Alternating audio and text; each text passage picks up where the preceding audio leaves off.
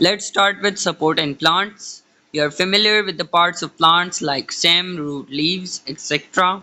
One of the most important functions of the stem is to give support and act as a supply line between root and aerial parts of the plant. In the stem, the function of support is shared among several types of cells. A. Parenchyma cells. The tissues which provide support to the plant and parent are parenchyma. Parenchyma cells of epidermis, cortex, and pith take in water by osmosis. Thus, an internal hydrostatic pressure called the turgor pressure keeps them rigid and resistant to bending. If they lose turgidity, herbaceous stem wilts. The turgor pressure is extremely important to maintain the turgidity in plants. The collenchyma cell in cortex and highly lignified sclerenchyma cells in xylem tissues give supports to the plants. In most terrestrial plants, the major mechanical stress is imposed by wind, so that stem must be able to resist bending. The vascular bundles containing the xylem are tough and inextensible to perform the same function as steel rods in reinforced concrete. This arrangement as a ring within the stem provides very effective resistance to wind stress and wind-bearing ability. In the stem of some plants, for example sunflower, the vascular bundles are strengthened by additional sclerenchyma fibers which form bundle cap. The loss of water due to X-osmosis from plant cells causes plants or its parts to wilt.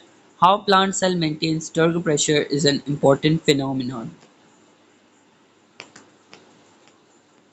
Turgor pressure is generated by high osmotic pressure of the cell vacuole.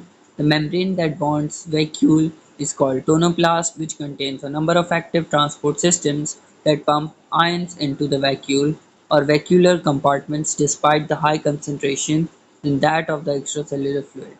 Because of the higher ionic concentration, water enters the vacuole and hence provides turgidity, mechanical support to soft tissues of plants, and the tissues which provide support to the plants are sclerenchyma cells.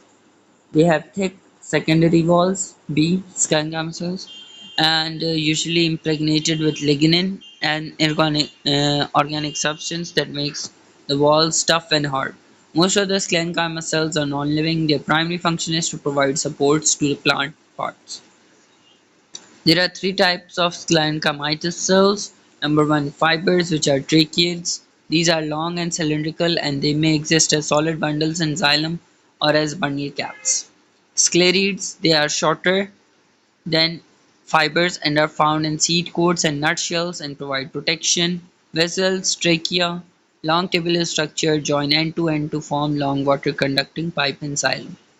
C. Collenchyma cells. The collenchyma cells have protoplast and usually lack secondary walls. They have angular thickening in their primary walls and are usually grouped in strands or cylinders, and collenchyma cells provide support to young herbaceous plants. Parts of the plant, young stems, for instance, often have a cylinder of collenchyma just below their surface. They are elastic, elongate with the growth of stems and leaves.